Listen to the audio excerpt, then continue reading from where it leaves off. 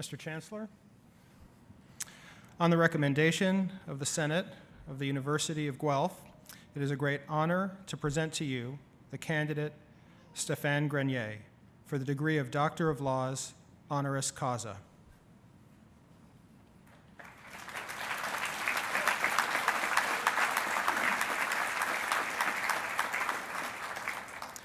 Retired Lieutenant Colonel Stéphane Grenier served 29 years in the Canadian military. He participated in several Canadian missions overseas, serving in both Rwanda and Afghanistan, as well as numerous shorter deployments to Cambodia, Kuwait, the Arabian Gulf, Lebanon, and Haiti, to name a few. Upon his return from Rwanda, Grenier faced undiagnosed post-traumatic stress, and through this experience, he began to take a personal interest in the way the Canadian forces addressed mental health issues. In 2001, he coined the term operational stress injury and conceived, developed, implemented, and managed a government-based national peer support program for the Canadian military. To this day, this program continues to successfully provide peer support to Canadian Forces personnel and veterans affected by mental health issues and their families, while also assisting those who have suffered the loss of a loved one through a bereavement peer support program. In 2007, Grenier was appointed as the Operational Stress Injury Special Advisor to the Chief of Military Personnel. He was entrusted with the task of creating a Canadian Forces workplace mental health education program. His work led to the launch of a second highly successful non-clinical mental health program that now delivers peer-based mental health education to over 20,000 military personnel each year. This approach has significantly contributed to positive organizational and attitudinal changes regarding mental health within the Canadian military. Since retirement, Stéphane Grenier has dedicated his full attention to complementing traditional clinical mental health care by developing non-clinical interventions. Grenier has been widely recognized for his outstanding contributions to the field of mental health and to the destigmatization of mental illness in Canada. Mr. Chancellor, it is my honor to request that you confer upon Stéphane Grenier the degree of Doctor of Laws, Honoris Causa. By the authority of the Senate of the University of Guelph, may I present this first? By authority of the Senate of the University of Guelph, I admit you to the degree of Doctor of Laws, Honoris Causa.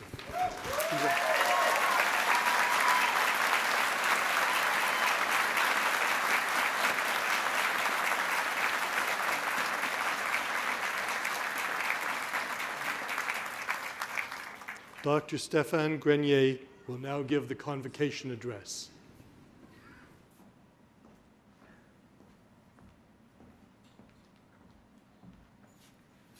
For those of you who know me,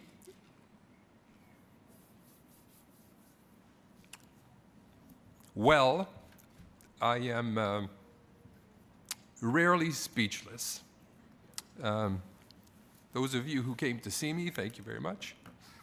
Very, very humbling, to say the least. Madam Chair, Mr. Chancellor, faculty, members, graduates, families, and friends, very humbling experience today to stand here before you. My degree, my first degree, was from the University of Life. Yes, very important degree. Thank you for lightening the mood. And my journey, of course, started in early childhood, like all of you. But then in 1994, Rwanda became the beginning of the rest of my life. I remember my ex-spouse in a speech to a group of individuals saying that Rwanda to her, as my life partner, was like a mistress, where it completely absorbed my life for many, many years. And it's when she said those words that I realized the impact not only of PTSD or depression, but of mental health on the families and the loved ones who support us, the walking wounded, to reintegrate, to live productive lives. And she could not be here today with us, but those who are supporting me today are, and I'm very grateful. Thank you. By the way, water started coming out of my eyes in 1994, and it never stopped. And I don't understand. As a man, I don't understand what all this water's all about. But I've accepted it. Now, I have 7 minutes and 30 seconds left to convey a few important messages, I think. As I recovered, and I'm still in recovery from my struggles regarding PTSD and depression, I must admit that the three most important challenges I faced were challenges around the policies and processes that are in place that are, for healthy people, very often very complicated.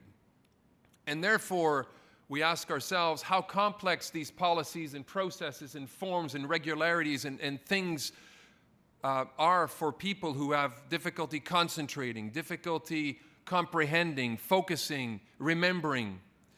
My second challenge was with the clinical system. A clinical system which is full of bright people who want to help but is hard to access. Once you overcome the stigma of mental health and you finally access the mental health system, ask ourselves how long the wait time is.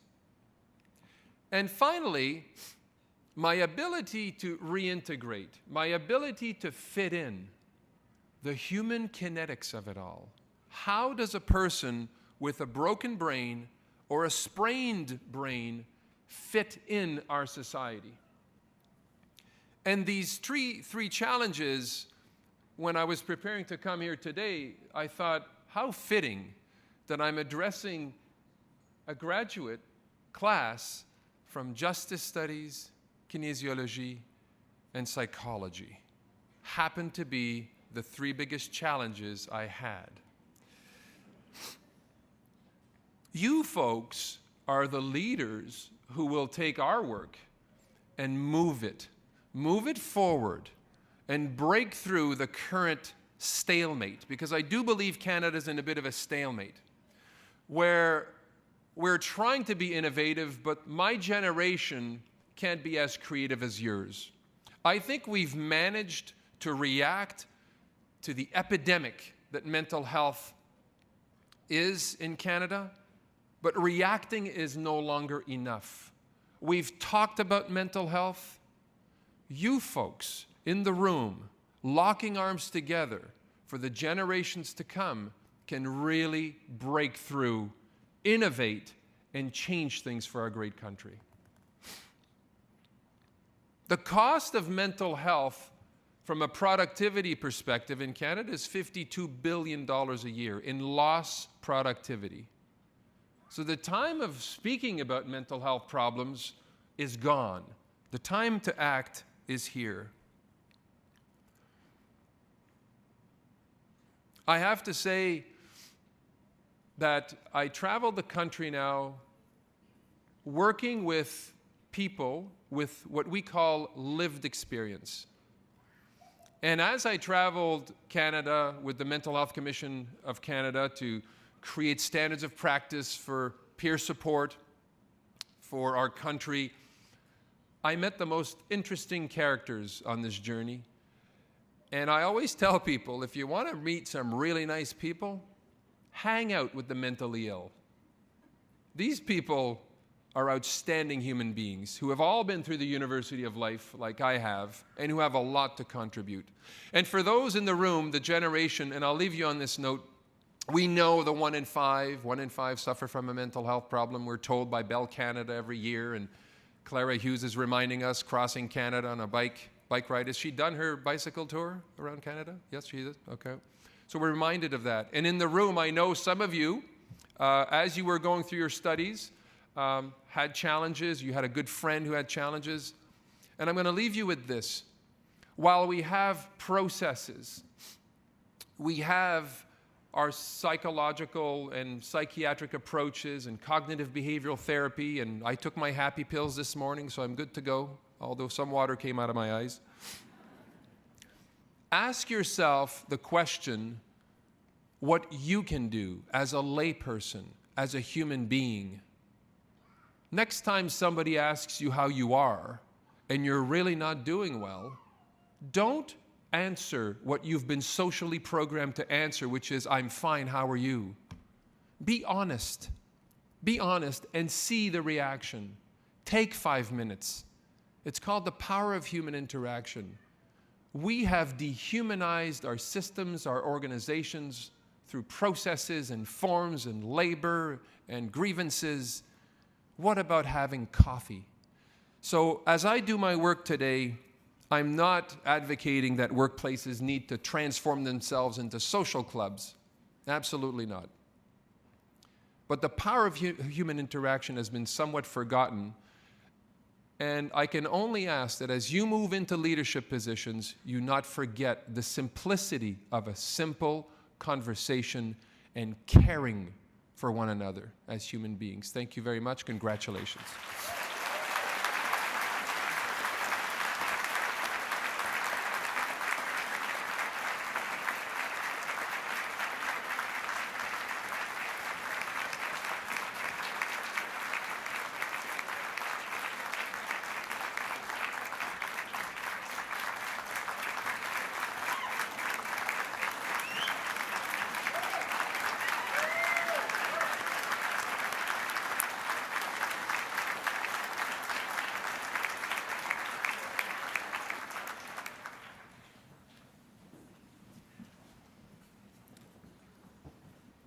Well, thank you, Dr. Grenier, for those truly inspiring, very moving words. Would you like to thank him again?